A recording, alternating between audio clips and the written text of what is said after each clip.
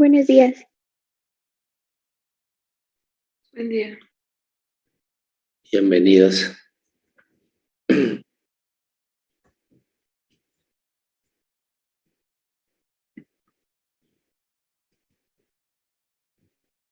¿Cómo van los planes con algunos profesores para tener clases presenciales?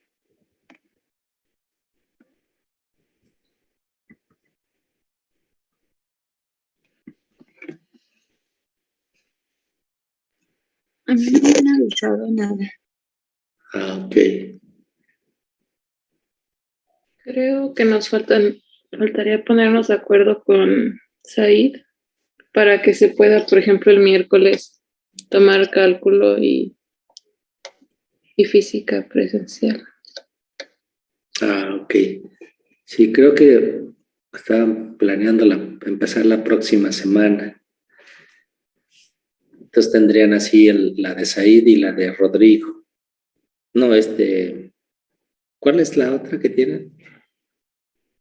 ¿Rodrigo? Sí, les da clase Rodrigo Pérez. Creo que él estaba muy dispuesto a Sí. empezar. Ok.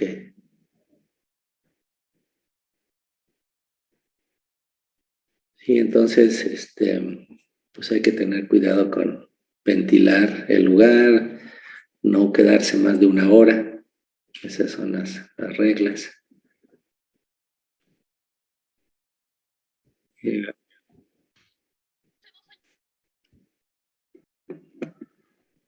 Y bueno, sí vamos para abajo en contagios y eso, y pues qué bueno.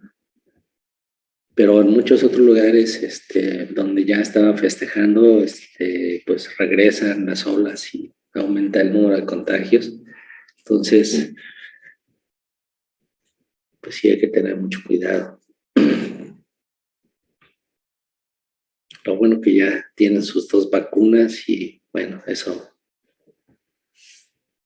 les va a proteger, pero todavía en el futuro, porque recuerden que se requieren 3, 4 semanas para que su cuerpo haga los reactivos que los van a proteger, que son los anticuerpos. Entonces, mientras, síganse cuidando. Y en realidad, pues estas semanas poquitas que nos faltan, pues es casi un ensayo, ¿no? Para el próximo semestre. Que, pues ya ven, tenemos un edificio nuevo en el campus Pedregal, allá junto a la Facultad de Ciencias. Allá es donde va a ser nuestro hogar en un futuro próximo. Y ahí hay salones para ustedes. Y ya están los salones, pero no hay pupitres. Es un edificio nuevo, se hizo un gran esfuerzo, pero se acabó el dinero como siempre. Entonces, pues no sabemos si próximo semestre, si vamos a ser capaces de conseguir los pupitres y ya tener las clases allá, o seguir donde estamos ahorita. Estos salones del Luis son muy buenos, son grandes, se pueden ventilar, que tienen ventanas en lados opuestos del salón. Entonces, y hasta hay un ventilador en cada salón. Entonces, pues eso, todo eso es muy bueno. Para sus clases llévense su suéter, su chamarra, para que se puedan abrir las ventanas y que se ventile. Ahorita pues viene la parte fría entonces sí sería incómodo estar ahí con las ventanas abiertas si uno no está arropado apropiadamente. También ahí para subir ese edificio, los salones que nos tocan ahí están en el 4 piso. Entonces hay 2 formas de subir. Hay unas escaleras en un lado del edificio cuando uno llega, y en el otro lado está una rampa. Entonces, ojalá que puedan usar la rampa solo para subir y las escaleras solo para bajar. Y entonces así, pues se van haciendo cositas que disminuyen la posibilidad de contagios.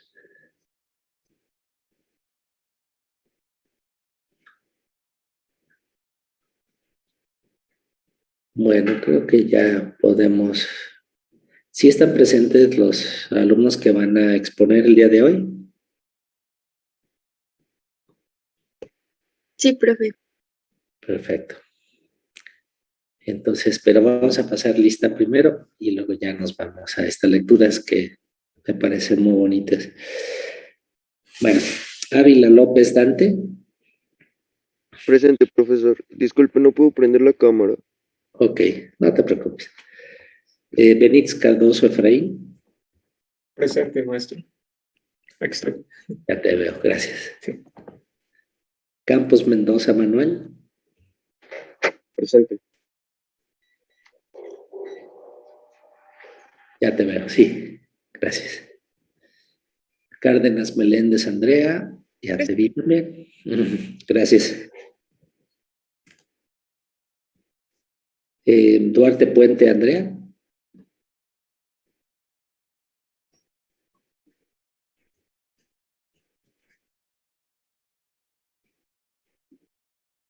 Enríquez Trujillo Brando. Presente, Doc. Perfecto, ahí está, sí. Gracias.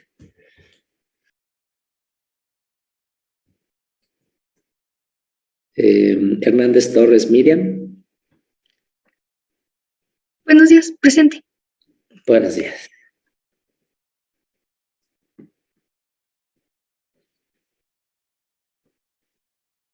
Hurtado Álvarez Alondra.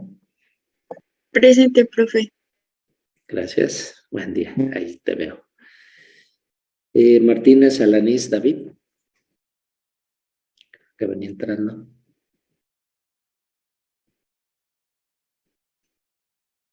Ahí estás. Creo que tienes el micrófono. Ahí está, sí. Gracias. Venías justo entrando, me parece, ¿no? Sí, profe, gracias. Perfecto, justo a tiempo. Martínez Rodríguez Bryan. Presente, profesor. Ahí estás, gracias. Martínez Rosales Jorge. Buenos días. Monsiváis Flores Salvador. Presente, Doc. Ahí está, sí. Los tengo en galería y ahí veo muchos cuadritos. Gracias. Olmeda Rodríguez Anaí. Presente, buen día. Buen día. Padilla Ayala Héctor.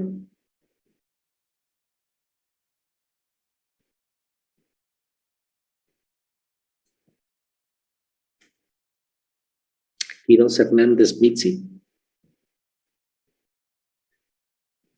Presente, doctor. Gracias. Rodríguez Gallego Sergio. Presente, buen día. Buen día. Rodríguez Palomo Valeria. Presente, buen día. Buen día. Servín Martínez Montserrat. ¿Esos niños, Valeria, que están en las fotos, son tus hijos?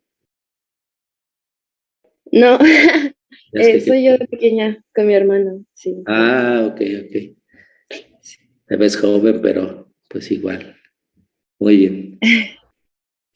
Servín Martínez Montserrat.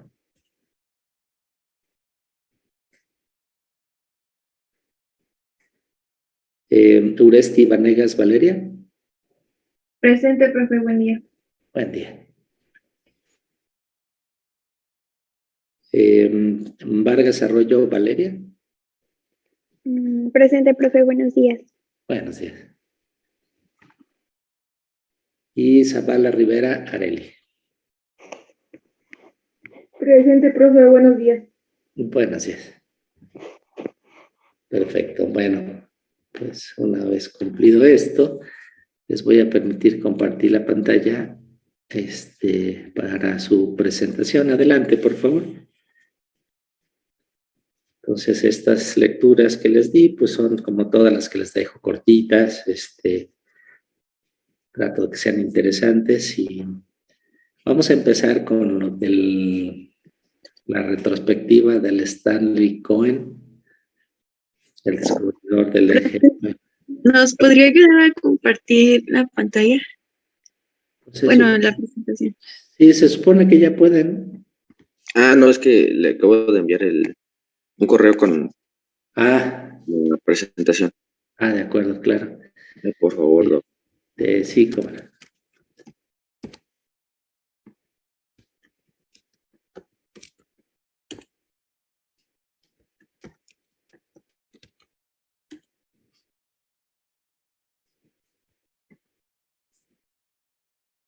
Mm.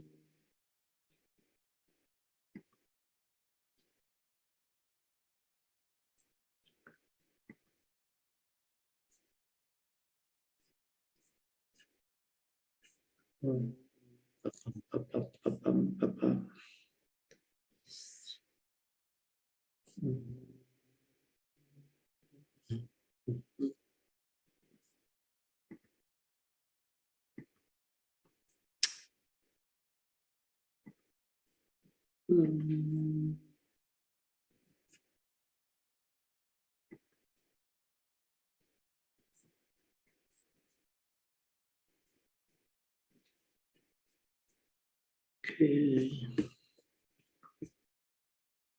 Cerrar la mía y aquí.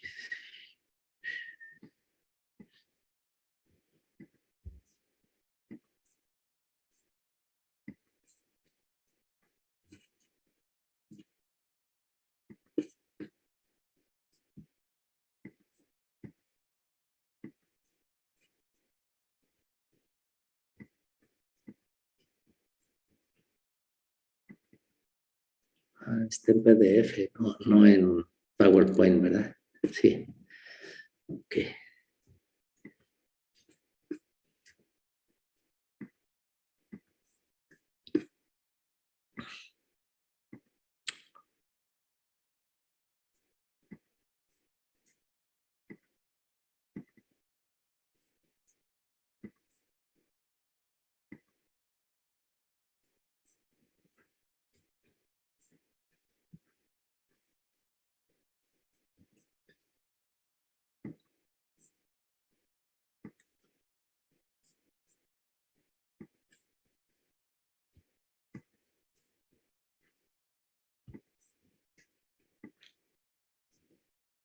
Ahí ya la ven.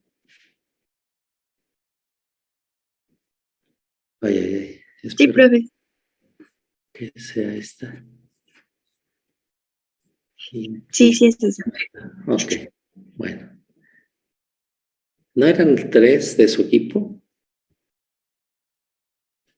¿Perdieron uno? No, es que lo que pasa, Doc, es que al momento de compartir la presentación con él, nos equivocamos de correo, era comprando. Y ya en último momento, pues, queríamos sí, introducirlo, ¿verdad? Pero ya no pudo él eh, Pero meter lo pero que él. él va a exponer su parte separado en otra presentación o ya no se organizaron. Pues no sé, Brandon, ¿estás ahí? No, pues me la aviento a capela, Doc. Ok. Bueno, ¿quién expone la del Cohen y de la Stanley Cohen y Rita Levi Montalcini? ¿A quién le tocó de ustedes? ¿Qué, profe? Perfecto. ¿Quiere que empecemos por ahí? Sí, Es que está más adelante la presentación. y para ir entrando en calor. Ahí está. Sí, pues adelante. Bueno, yo les voy a presentar una breve biografía de Rita Levi Montalcini. Y siguiente, por favor. Y bueno, lo que venía en el artículo inicialmente era, después de mucho debate, los editores de ciencias decidieron que pues era importante publicar retrospectivas que eran importantes y perdurables en los registros científicos. Y bueno, una retrospectiva es un tributo ambiguo. Y generalmente buscamos a alguien que puede escribir las historias de un individuo. Y a veces pues no son positivas, pero bueno, a mí sí se me hizo algo positiva esta de Rita y está muy linda. Y nos dice que la mayoría de las personas a las que se le hacen las retrospectivas eran hombres blancos, no eran mujeres ni hombres de color. Entonces, cuando Stanley Cohen gana el premio Nobel, le hacen una retrospectiva, no mencionan a Rita. Entonces Cohen, pues, lo que hizo fue mencionarla porque ella, pues, colaboró con él. Ok, perdón. O sea, la retrospectiva son estas notas en Science, ¿verdad? Que se escriben en honor a un científico después de que ha fallecido, ¿no?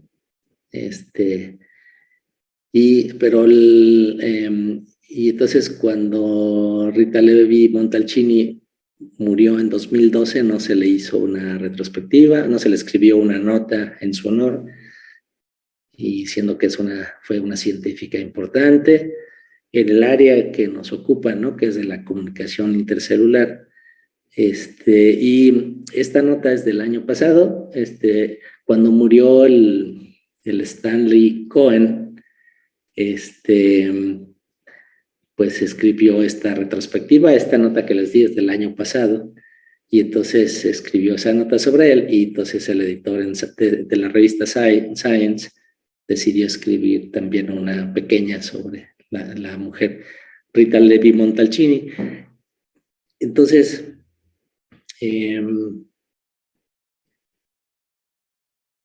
¿qué hicieron estas gentes? O adelante, por favor, que ya te interrumpí un poquito. Pero el Nobel sí lo compartieron, ¿eh? Ese sí se los dieron a los dos en 1986. Ah, ok. Bueno, entonces sí lo compartieron. Y bueno, eso fue por descubrir el factor de crecimiento nervioso. Ellos trabajaron juntos en la Universidad de Washington St. Louis, Missouri. Y pues ahí se conocieron y así hicieron sus colaboraciones. Siguiente, por favor. Sí.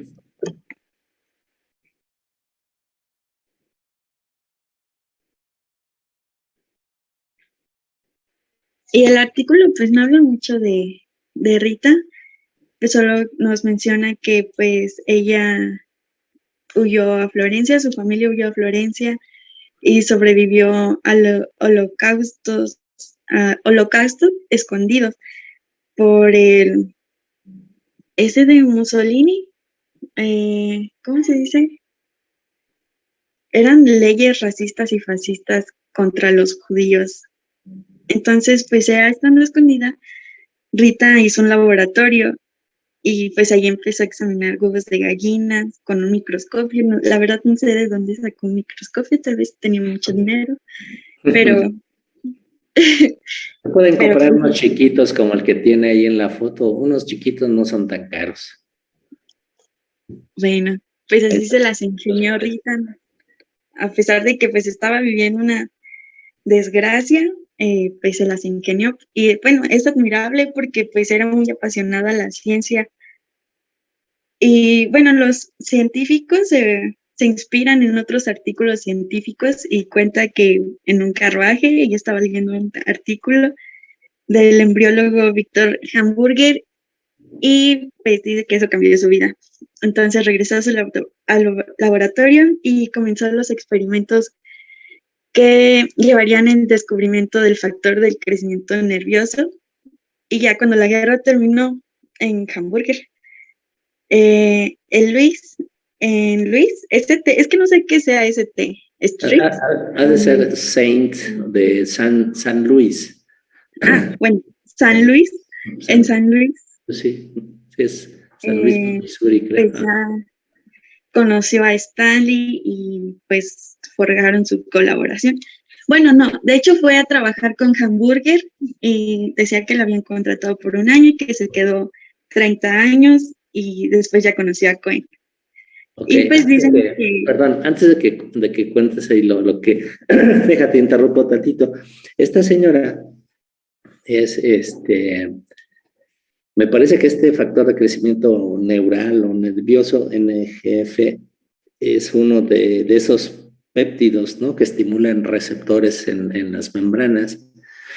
Esta molécula de señalización es interesante porque digamos que durante el desarrollo embrionario en el cerebro y pues, toda la médula espinal se produce un exceso de neuronas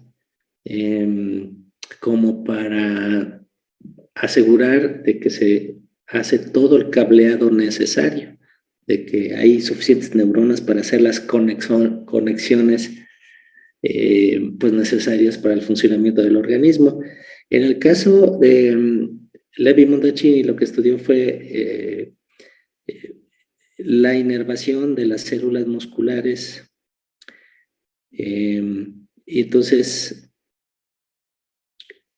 digamos, si hay las neuronas que conectan con las células musculares de músculo estriado, se localizan en el asta ventral de la médula espinal, son las motoneuronas.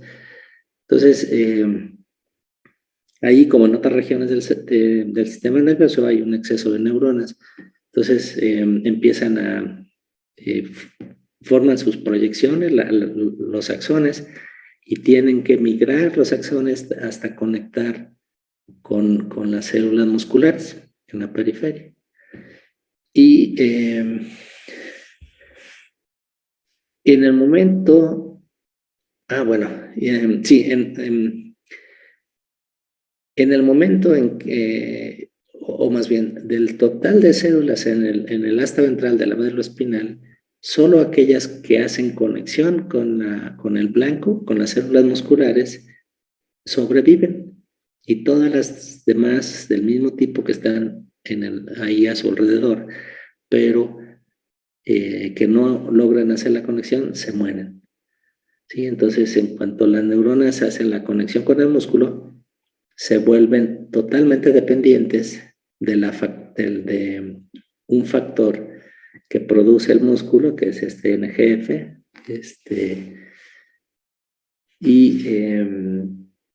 ¿se acuerdan cuando yo les hablé en las clases introductorias? La activación de algunos receptores simplemente impiden que la célula se muera, ¿no? Señalan sobrevivencia, y podría ser un caso, ¿no? Y entonces esta señora, Enrica Levi Montalcini, pues estudió este sistema alteró, digamos, aumentó la masa muscular en la periferia y se dio cuenta que el número de neuronas que sobrevivía en la médula espinal se aumentaba notablemente. Entonces esto es consistente con que ya un mayor número de neuronas podía hacer los contactos y sobrevivir, ¿no? De que la muerte se debía a que no podían ejercer esas conexiones. Y esto es muy curioso porque este receptor, este ligando, pues tiene su receptor en la terminal nerviosa. Y de ahí, pues, se tiene que enviar al núcleo la señal. Y luego también hizo alteraciones en el número de... En fin, ella era una bióloga, pues, el Víctor Hamburg era un embriólogo y entonces ella también hizo cosas así parecidas. Pues hizo una contribución enorme. Este fue el primer factor de crecimiento identificado. El receptor es del tercer tipo que les dije. Dijimos que había receptores que son ionotrópicos, receptores acoplados a proteínas G y receptores que tienen actividad de sinacentirosina, y el receptor NGF es de ese tipo. Entonces ella era, pues sí, como embrióloga de ese campo, y Víctor Hamburger era un bioquímico. Adelante, si gustas continuar, Alondra, perdón. La siguiente, por favor. Bueno, ahí termina el artículo. La siguiente solo es otra imagen de Rita.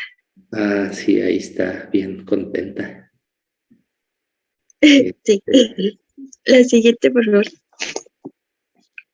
Este es un ejemplo para las mujeres, no sé si necesiten ejemplos, pero pues para las mujeres siempre es más difícil conseguir espacios por muchas razones, ¿no? La maternidad es una de ellas que, en fin, ok. Y Stanley Cohen. La siguiente, por favor. Sí. Rita, perdón, murió a los 103 años. Vivió 103 años. Murió en 2012.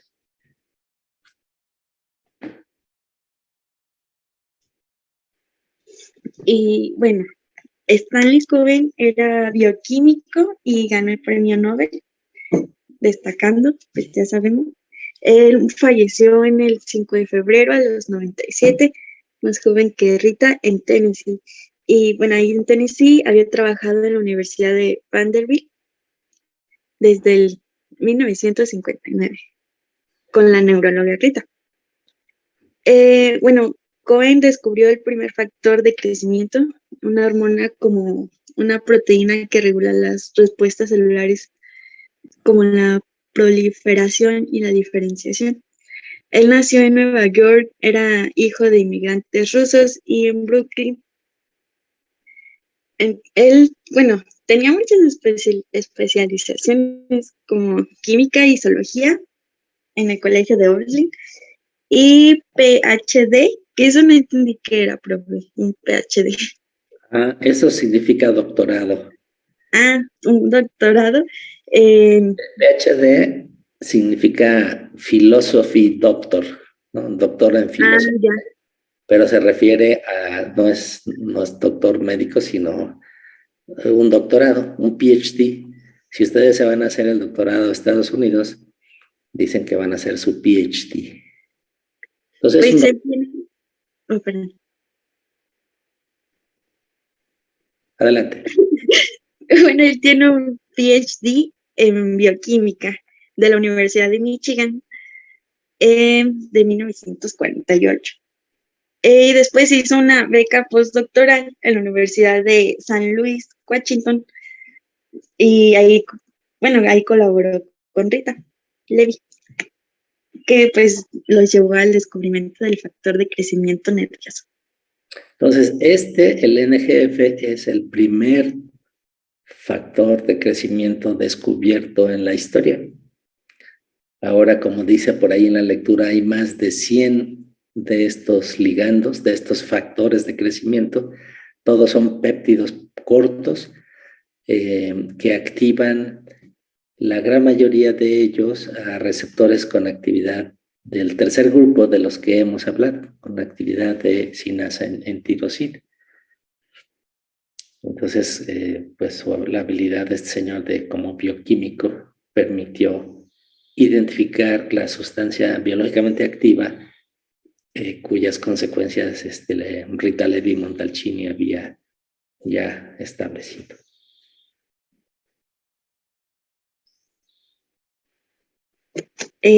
Bueno, Levi hizo la observación importante de que la actividad biodegradable del NGF se debía a una sustancia difusible y después Cohen demostró que era una sola proteína el agente responsable. En el 59, Cohen en la Universidad de Vanderbilt trabajó como profesor asistente de bioquímica y ahí descubrió y purificó el factor. Y su ensayo para el EGF se basó en su capacidad para inducir la apertura precoz del párpado de los ratones recién nacidos.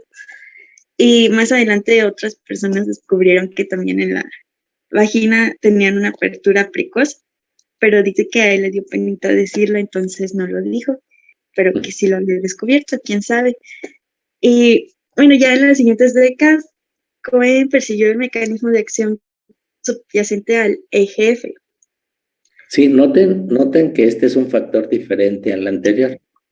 Entonces, el GF significa Growth Factor.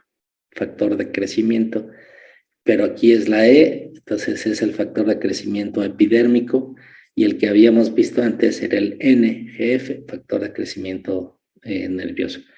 Entonces el señor descubrió el NGF, pero su trabajo de toda su vida y en el que hizo mayores contribuciones fue en el EGF, el Epidermal Growth Factor.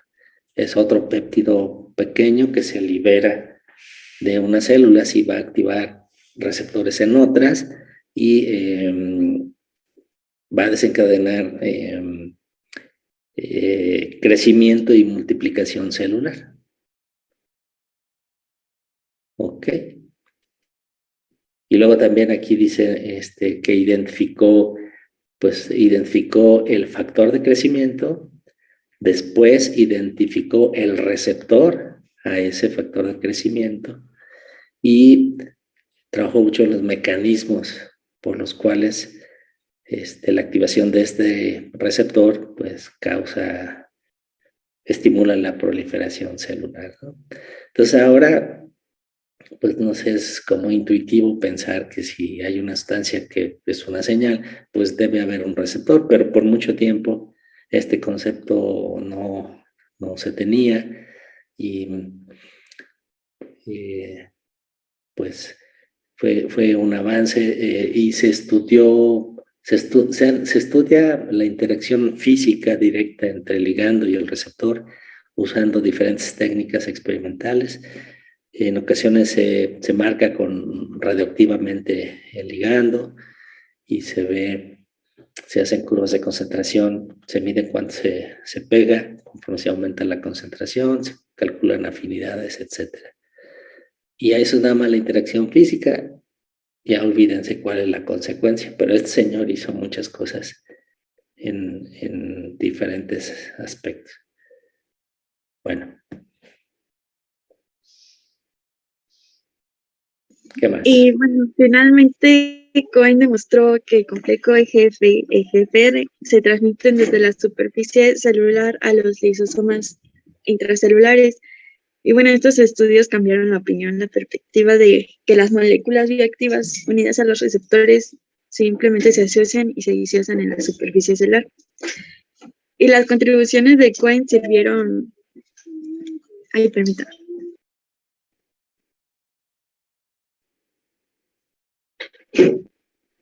Como modelo que llevó a la identificación de otros 100 factores de crecimiento y 50 receptores, por lo menos, que son importantes en procesos biológicos en los seres humanos. Y pues estos descubrimientos son importantes en la área de medicina para los medicamentos para combatir el cáncer, como el cáncer de pulmón, colorectal, cabeza y cuello, por el bloqueo farmacobiólogo del EGFR, es importante para ese tratamiento. Y pues nos menciona que es importante las observaciones básicas, simples en el laboratorio, porque pueden traer buenas consecuencias para la ciencia más adelante. Entonces, cuando les digan que se están haciendo flojos o tontos en el laboratorio, les pueden decir, no me estoy diciendo tonto, estoy haciendo observaciones que van a ser importantes en el futuro, porque cualquiera es importante. Sí, claro, sí, tienen razón. Ahora, a quien hay que convencer de que eso es importante son a las organizaciones que dan el dinero para hacer la investigación. Entonces, en la actualidad hay mucha presión para que lo que uno haga en el laboratorio tenga alguna repercusión en la vida real. Entonces, todo el éxito que ha tenido la ciencia, pues le ha perjudicado. El éxito que ha tenido la ciencia para mejorar la vida de los seres humanos, pues le ha perjudicado al final, porque entonces ahora se quiere que la investigación se haga exclusivamente con esa finalidad. Y no es así como este señor hacía sus experimentos. Él no pensaba que iba a ver cómo podía ayudar a curar el cáncer, ¿no? Sino que, pues, le interesaba descubrir cómo funcionaba la naturaleza, perdón, y como un beneficio secundario, pues sí tuvo lo que él descubrió tiene un beneficio importante para el diagnóstico y tratamiento del cáncer. En particular, este receptor, vean, para empezar, esta nomenclatura es muy fácil. Si ustedes tienen el nombre del factor de crecimiento, ya nada más le ponen al final una R, ¿no? Es el receptor a este factor. Este factor de crecimiento epidérmico y su receptor son como señalizan la proliferación celular, pues tiene un papel importante en cáncer. Entonces, este sistema funciona además en diferentes tipos de cáncer y se producen más células y los tumores esperados, ¿no? Entonces, buscando, ahora que ya se sabe que hay un receptor, se puede buscar una sustancia química que impida su funcionamiento y de esta manera tratar de contribuir al tratamiento del cáncer. Dado que el ligando es una proteína, se pueden hacer anticuerpos contra esa proteína y también neutralizarlo de esa manera. Bueno, pues muy bien. ¿Algo más? No, profe, sería todo. Creo que Sí, ya. cuesta regresarse en las diapositivas. ¿Para el de tu compañero o para tu Sí, presentación? para el de mi compañero. Perfecto. Ok, entonces, ¿alguna pregunta para su compañera, Alondra? Traten de hacer preguntas por pura curiosidad, para saber que están despiertos, pues para que su compañera se sienta bien explicándoles algo básico. Y ahorita que son nuevos, se permiten todo tipo de preguntas. No tiene que ser muy inteligente, o sea, cualquier cosa que les ayude a entender mejor la presentación, pues es válida.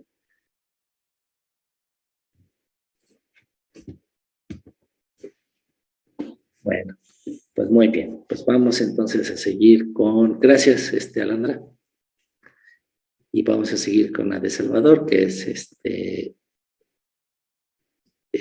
les di esta pequeña nota porque los nucleótidos cíclicos son segundos mensajeros muy comunes. El primer mensajero en la comunicación intercelular, pues es la sustancia que se libera, es la sustancia que activa al receptor. Y el segundo mensajero es aquella molécula que se sintetiza dentro de la célula como consecuencia ya de la activación del receptor. Y los nucleótidos cíclicos son muy populares, son uno de los segundos mensajeros más importantes. Entonces, adelante, por favor. Claro. Pues el siguiente artículo es las netasas y el segundo nucleótido mensajero de señalización. La siguiente, por favor. Primero, ¿qué son los segundos mensajeros de nucleótidos? Pues los segundos mensajeros de nucleótidos son moléculas pequeñas y especializadas formadas a partir de precursores de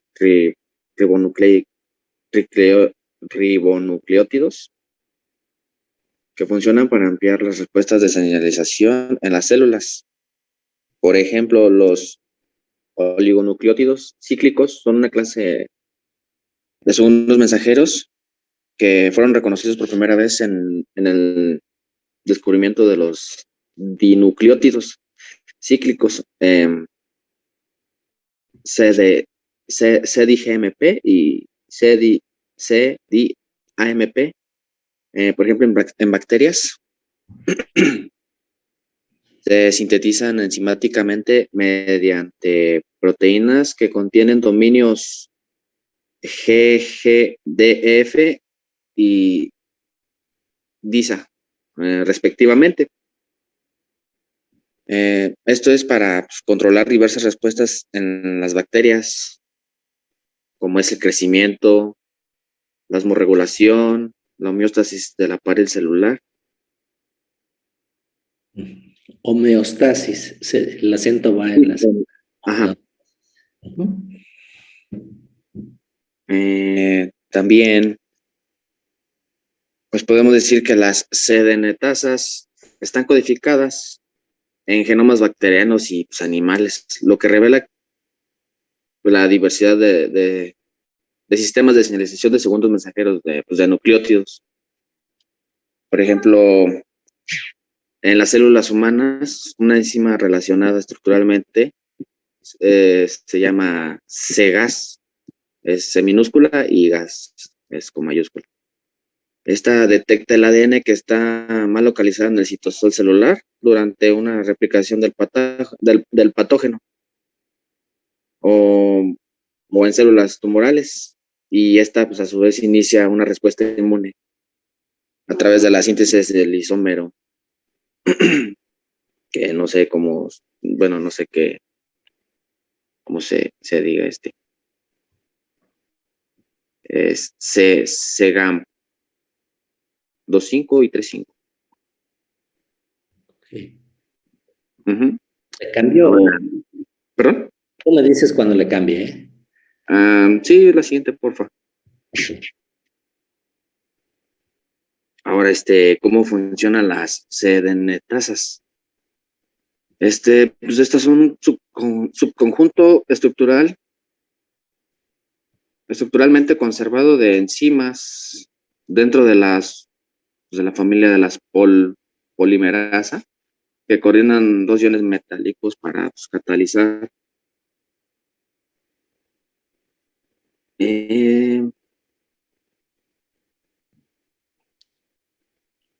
¿Qué más?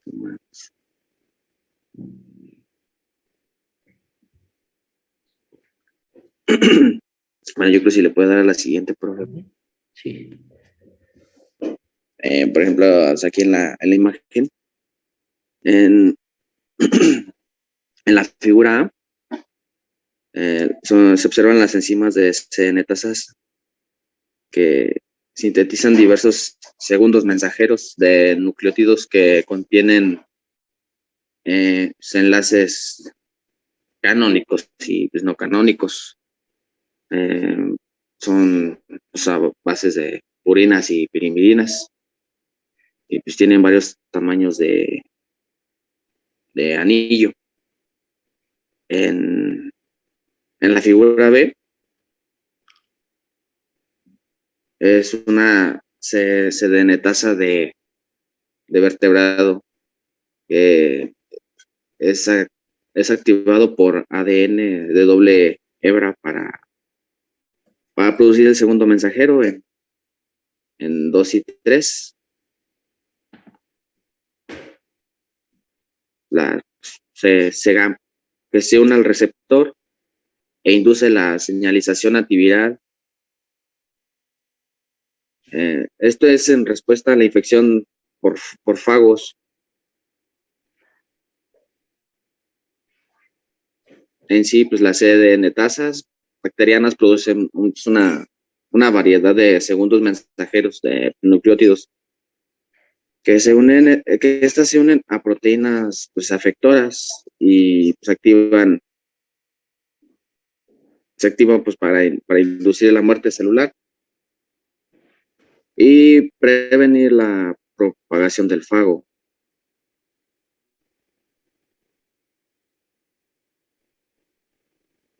¿Puede poder a la siguiente, por favor? Bueno, sí. Uh-huh.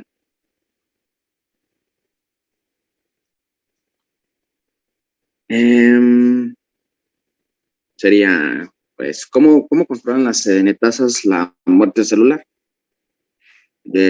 Todos los operadores, no sé, ahí está.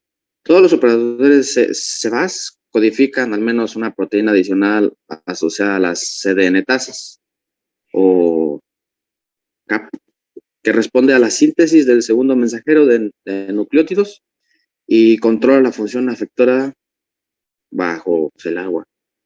Ujú. Por ejemplo, en el, ¿perdón?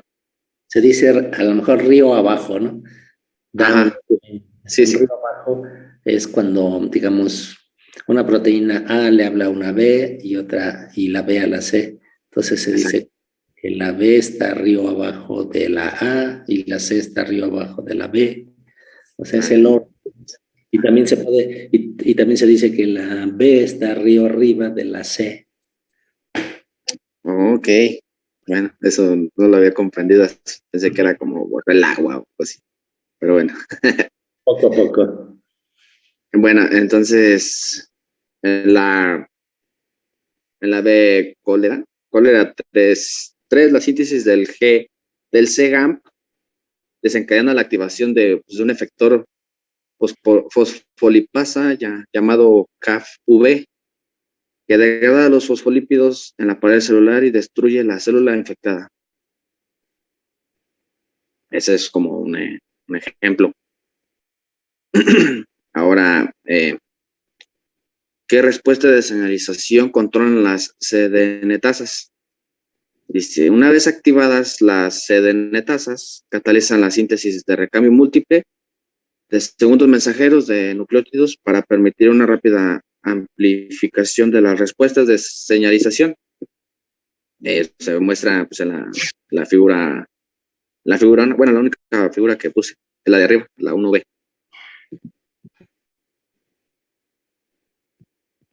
Okay, Atrás, esa, la figura 1B.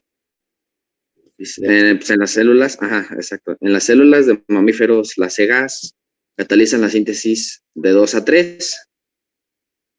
Se activa de forma pues, potente para el receptor, lo que lleva a un programa de transcripcional, o cómo se puede decir. Sí, está bien. Sí, está bien. Ok. Posterior que limita la replicación del patógeno y el desarrollo de tumores. Pues en las bacterias las CDN-tasas están codificadas dentro de los operones del sistema de señalización. Cíclico basado en oligonucleótidos que protegen a las poblaciones bacterianas de la infección de fagos. Y pues, a ver, ¿le puede dar a las dos adelante, por favor? Creo que ya. Okay. Hay una más algo más que se me olvidó agregar. Es como algo un poquito general. Ajá. Venía una pregunta de ¿qué son los virus gigantes? Pues se denominan virus gigantes porque violan la propiedad de filtrabilidad que se ha utilizado clásicamente para separar este virus de otros microbios desde el aislamiento del virus de la enfermedad, desde el virus de la enfermedad. Ay, era algo más. Bueno, básicamente es eso, no quería agregar lo último. Pero. Está bien. Sí, te tocó un artículo poco complicado, muchos nombres. Y extenso. Sí, extenso. No, más bien por las abreviaciones y los términos raros. Sí, y muy abundantes, ¿no? Muchos nombres. Sí. En fin, la idea era un poquito, no que se aprendan todo eso, sino que pues, se den cuenta que estos nucleótidos cíclicos son segundos mensajeros muy comunes que participan en numerosas vías de señalización. Entonces, pues como cosa general, pero pues nada que se tengan que aprender así tal cual. Y va a venir en el examen esos nombres, no se preocupe. Bueno, pues gracias. Y vamos entonces a escuchar a Brian así de a capela como él lo describió. Vamos a poner poner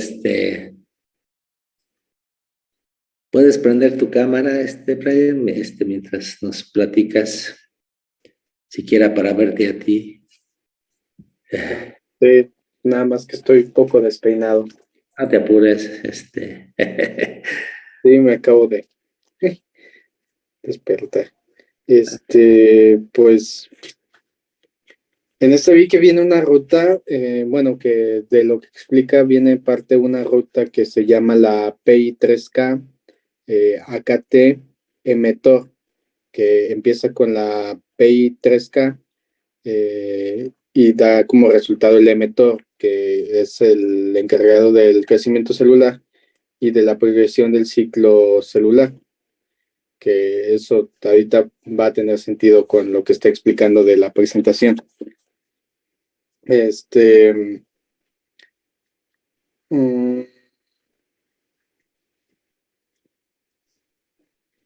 Vienen ahí al principio menciona los receptores de tirosina quinasa, que son los RTK, que es que es el que va a ayudar a la PI3K para hacer todo esta ruta. Y viene también la PI 345P3 y la PI 45P2. Para acortarlo vi que también se utilizaba como PIP2 nada más y cortabas los demás. La PIP2 sirve como precursor para la PIP3, que es la que se utiliza aquí. Bueno, Estos componentes son los que ya hemos visto antes. La PI es de fosfatidilinositol, ¿no? Entonces, fosfatidilinositol 4,5-bis fosfato es el sustrato de la PI3 sinasa que va a fosforilar en la posición 3 al inositol. ¿Se acuerdan aquel anillo de 6 posiciones, 6 carbonos, cada uno con un OH? Entonces la PI3K fosforila en la posición 3 al fosfatidilinositol 4,5-bis fosfato para convertirlo en fosfatidilinositol 3,4,5 trisfosfato, que es la molécula de señalización activa. Y esta vía de la PI3K AKT, y bueno, estos compañeros ya lo extendió a mTOR, que es otra sinasa que está arriba abajo. Esta vía es de las más populares, esta sí se la tienen que saber de memoria. Hay muchos factores de crecimiento. La insulina, el receptor de insulina es un RTK, un Receptor Tyrosine Kinase, que funciona por esta vía, activa esta vía, y muchos otros. En general, una mayor actividad de esta vía se asocia con un mayor crecimiento y proliferación celular. Y siempre hay muchos tipos de tumores causados por una sobreactivación de esta vía. Como hemos visto en clase, siempre en los sistemas de señalización, a nivel de cada componente hay un sistema que lo regresa al estado basal. Entonces, la falla, por ejemplo, no hemos hablado, pero PI 3,4,5 trisfosfato,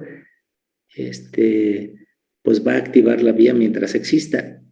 El componente que lo destruye es una fosfatasa que se llama PTEN con mayúsculas. Esa fosfatasa remueve el lípido de la posición 3, entonces destruye la molécula biológicamente activa. Hay mutantes que carecen de esta fosfatasa y entonces se produce cáncer. O no es tan eficiente, tiene alguna mutación.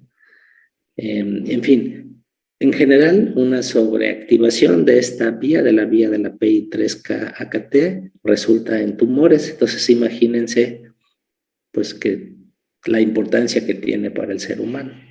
El poder conocerla, el poder identificar sustancias químicas que nos permitan inhibir esta vía, pues se usarían en el tratamiento del cáncer.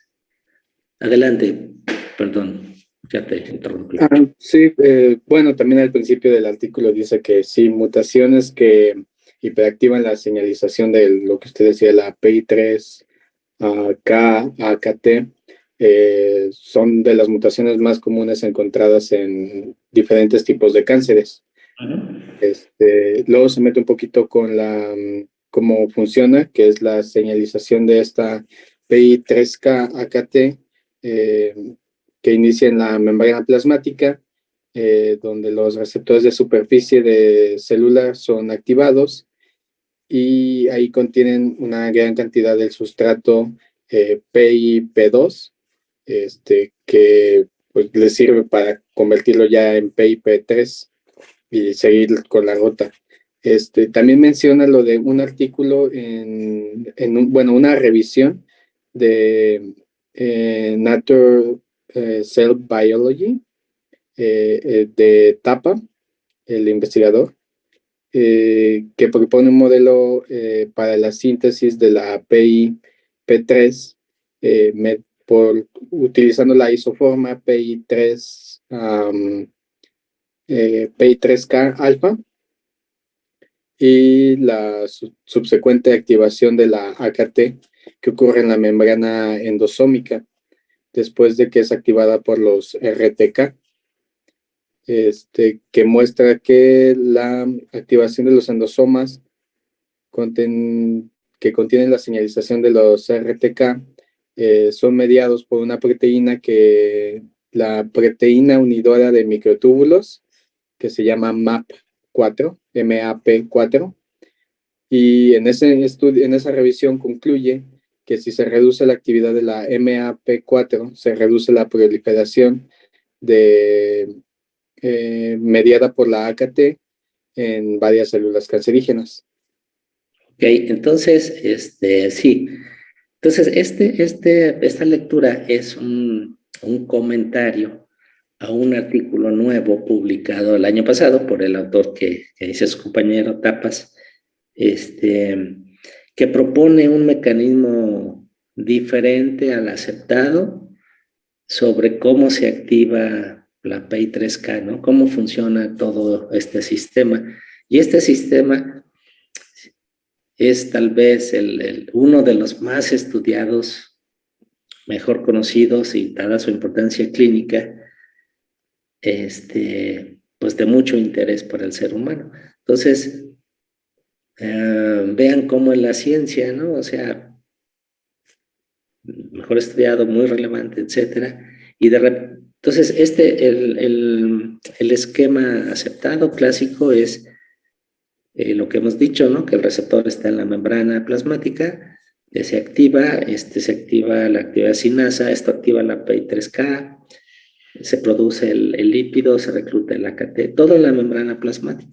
Entonces vienen estas gentes apenas el año pasado y dicen, pues no, nuestros datos, nosotros tenemos otros datos, como dice nuestro presidente, sugieren que en realidad el complejo ligando-receptor se endocita, se va a los endosomas tempranos y es ahí en el endosoma, ya cuando está endocitado, que se forma, pues que se ocurre la señalización.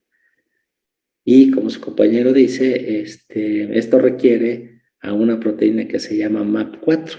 Entonces esta es una proteína bien conocida que se une a microtúbulos. Y entonces parece que estas endosomas con la PI3K, entonces ellos dicen que en el endosoma es donde se hace el lípido y que ahí se recluta el AKT. Entonces que todo ocurre en realidad en vesículas de membrana ya endocitados y no en la membrana plasmática. Y además, como su compañero dice, que esto requiere la unión de MAP4. Y MAP4 se une al citoesqueleto, a la parte de microtúbulos. Entonces es un modelo pues nuevo, bonito, y vean cómo se integran cosas que ven en diferentes lados, ¿no? El citoesqueleto, etc. Adelante, Brian, sí, algo más.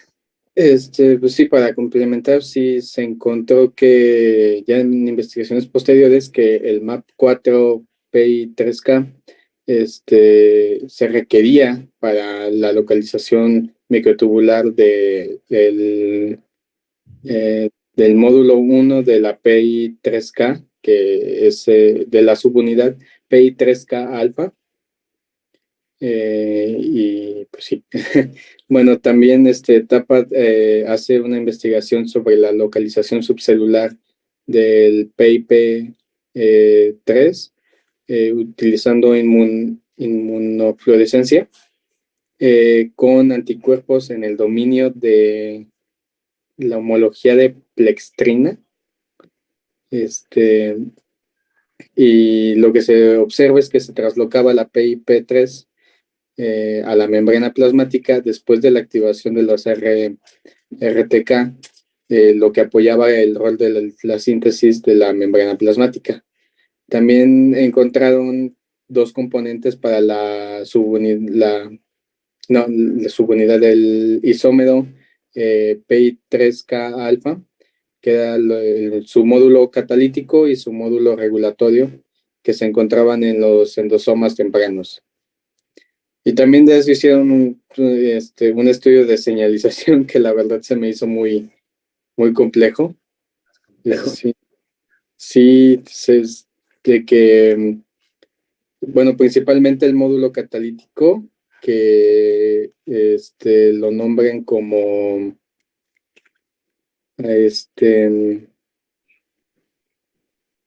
P110 alfa. Lo utilizan lo utilizan como marcador, y ahí encuentran que está mediado también con el MAP4. Pero la verdad, esa parte sí no la entendí muy bien. Sí, en realidad no es nada complicado. O sea, esta enzima, esta sinasa, es un poco parecido al sistema de pKa que vimos en clases pasadas. En realidad la enzima PI3K, hay varias clases, tipo 1, tipo 2, alfa, beta, etc. Pero digamos, simplificando, la enzima son dos subunidades, la P110, que es la catalítica, que es la que puede fosforilar al PIP2, y tiene otra subunidad que se llama P85. Entonces, cuando P85 está unida a la P110, pues está sin actividad. Y la que se recluta, bueno, no, creo que aquí no se disocia. No es como pK, es diferente. Porque normalmente el P85 sirve para unirse al receptor en la membrana plasmática, al menos ese es el modelo aceptado, y ya lleva la P110 a donde debe funcionar. Pero bueno, así es la enzima, tiene dos subunidades, una reguladora y una catalítica. La reguladora sirve para reclutar a la enzima al sitio de actividad. En el modelo tradicional, la P85 tiene un dominio SH2 que dijimos une tirosinas fosforiladas. Entonces, cuando se activan los receptores, se estimula la fosforilación de tirosinas, y eso recluta a la P85 a través de la subunidad, la PI3K a través de la subunidad P85. En ese modelo. En este modelo nuevo, es la P110 la que une a la MAP4. O sea, ¿cómo encontraron a MAP4? Uno se pregunta, ¿no? ¿Cómo hacen estas historias tan extrañas? Y lo que hicieron estas personas fue purificar a la PI3K y identificaron, utilizando espectrometría de masas, con qué otras proteínas copurificaba. Como les he dicho repetidamente, este enfoque de ver con qué proteínas se une nuestra proteína principal, pues es un enfoque muy socorrido, muy común y muy informativo. Entonces aquí purifican a la PI3K y resulta que encontraron a la MAP4 y entonces empezaron a investigar cuál es la relevancia fisiológica. Por ejemplo, para hacer eso hicieron un experimento de knockdown de la MAP4. Sí, ¿tú sabes qué significa knockdown? Entiendo entiendo que lo que se refiere es de que básicamente le inactivan, ¿no? ¿Y qué diferencia habría entre knockout y knockdown? O sea, tienes razón, pero ¿qué significa o qué diferencia hay entre knockout y knockdown? Supongo que el knockout sería inactivarla completamente y knockdown sería Parcialmente. parcialmente, sí. Ok, sí, así está bien. Entonces, cuando se hace un experimento de knockout, un ratón knockout o alguna otra versión, básicamente se descompone el gen y pues ahí es la descomposición completa, la inhibición total del gen. En el knockdown, con lo que se interfiere es con el RNA mensajero. Entonces hay una estrategia experimental que permite destruir el RNA mensajero. Entonces, en este caso, el gen está funcional y se puede destruir la mayor parte del mensajero, pero siempre queda una parte de mensajero que va a generar una fracción de la proteína. Entonces, en condiciones normales tenemos una cantidad de proteína X. Si hacemos un experimento de knockdown, vamos a reducir la cantidad de proteína pues en cierto porcentaje. Puede ser a la mitad, puede ser en un 70%, en un 80%, depende de la efectividad del enfoque experimental. Y esto muchas veces es suficiente para ver los efectos biológicos. Y en el knockout, descomponemos el gen y la proteína tiene que desaparecer por completo. No hay de dónde se haga. Pero bueno, aquí estas personas lo que hicieron es un knockdown para MAP4 y luego estimularon con un ligando que requiere a la PI3K y vieron que la proliferación disminuye. O sea que MAP4 es una proteína importante para que estos ligandos estimulen la proliferación celular. Y otra cosa que hicieron fue que MAP4 como que recluta al endosoma a los microtúbulos. Entonces, todo esto es como que novedoso. Vamos a ver si resiste la prueba del tiempo, ¿no? A ver si otros investigadores obtienen los mismos resultados. No sé si se acuerdan, en la lectura de Cohen menciona que cuando alguien logró reproducir uno de sus experimentos más importantes, le llamó y se lo compartió y él se puso muy contento. Este señor era muy cuidadoso y no publicaba nada antes de estar completamente seguro de haber sido reproducible en su laboratorio.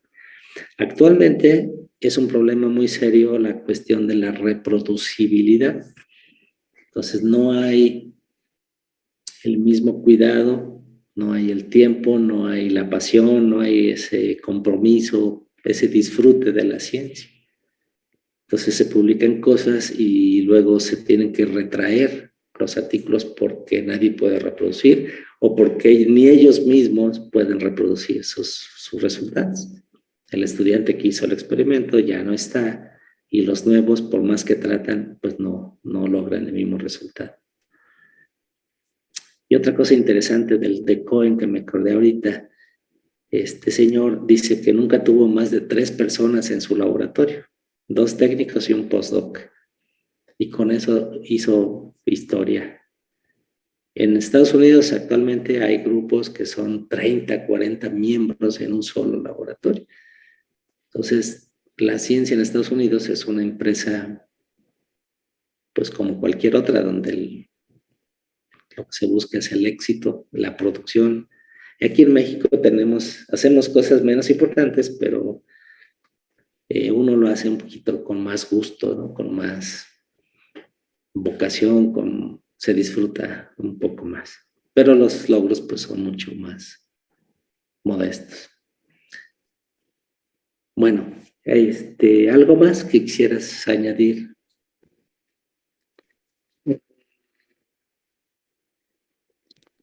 Pues nada más que los estudios que hizo pues demostraban lo que ya había mencionado antes de que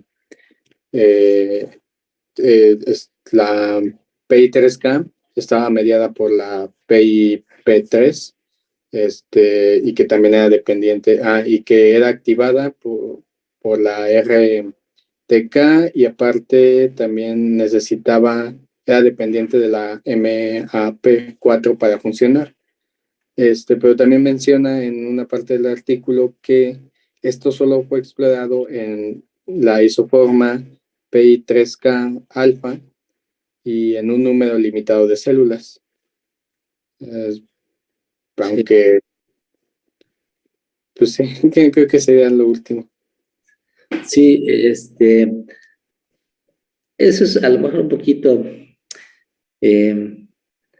sí, yo creo que estos autores han de haber tenido grandes problemas para publicar su trabajo, porque pues es muy aceptado que el lípido 3,4,5-trisfosfato se produce en la membrana plasmática. ¿Cómo se sabe eso? ¿Se acuerdan que cuando se genera este lípido, entonces AKT se une a la membrana? Y AKT tiene un dominio de pH, se llama dominio de plextrina, creo que lo mencionabas, ¿no? Hace rato. De plextrina, sí. Este dominio de pH de plextrina permite a AKT unirse al lípido. Entonces se han hecho reporteros en donde se hace una molécula de DNA donde la mitad codifique para el dominio de plextrina y la otra mitad para GFP. Entonces tenemos el dominio de plextrina fluorescente. Se pone en las células, se mete la molécula de DNA a las células, se hace la proteína. Antes de estimular con ningún ligando, la proteína está en el citoplasma, todo está verde. Cuando se estimula un receptor que activa a la PI3K y suben los niveles de PI3,4,5-trisfosfato, la fluorescencia se concentra en la membrana. Muy bonito, porque allí localmente se ha visto que en la membrana plasmática se concentra la fluorescencia. Entonces todo funciona bien.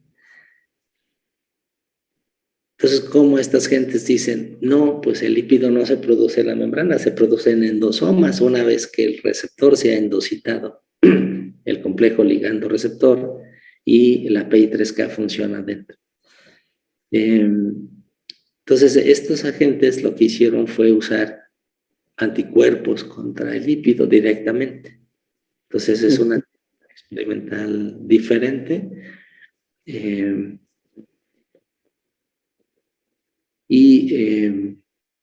Pues sí, ellos dicen, juran y perjuran que se ve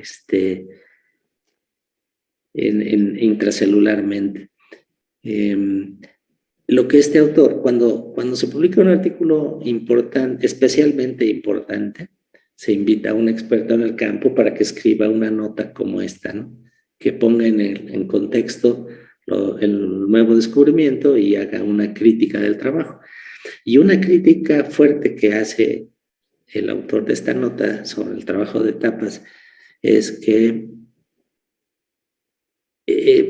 los endosomas, lo hemos mencionado en clase, que los diferentes tipos de lípidos, en particular los lípidos de inositol, funcionan como marcadores de membranas. Entonces los endosomas no tienen los lípidos de inositol. Entonces dice, ¿de dónde va a sacar la PI3K el sustrato que requiere? El PI4,5 bisfosfato. Es una crítica seria, fuerte, difícil, o sea, hay que resolver eso. Plantea algunas alternativas de dónde puede venir ese fosfolípido. Pero es muy claro que que la membrana que tiene más del PI 4 o 5 bisfosfato es la membrana plasmática. Cuando se endocita por una vesícula de clatrina, como vimos un poquito en clase, se destruyen, hay fosfatasas que destruyen a este lípido para borrar el origen que tiene. Pero entonces cuando la PI3K, ¿de dónde va a sacar el lípido sustrato para formar su producto? Entonces, dice que este lípido se genera en el retículo endoplásmico, que puede ser una fuente, o la otra que las enzimas lo hagan todo en el endosoma. Pero en fin, así es la ciencia. Y esto es uno de los campos, les repito, más conocidos, uno de los temas que se da por hecho ya con mayor seguridad, y aún así las cosas pueden cambiar de la noche a la mañana. Entonces, les digo, hay un número muy grande de ligandos y receptores que activan a la PI3K. Esta vía PI3K-AKT es de mucha importancia clínica, dado que está hiperactivada en diferentes tipos de cáncer y es el blanco de numerosas manipulaciones farmacológicas. Bueno, pues muy bien, pues sin presentación hiciste una buena explicación del tema que te tocó. Muchas gracias. ¿No tienen preguntas para su compañero? ¿Alguien? Con toda confianza.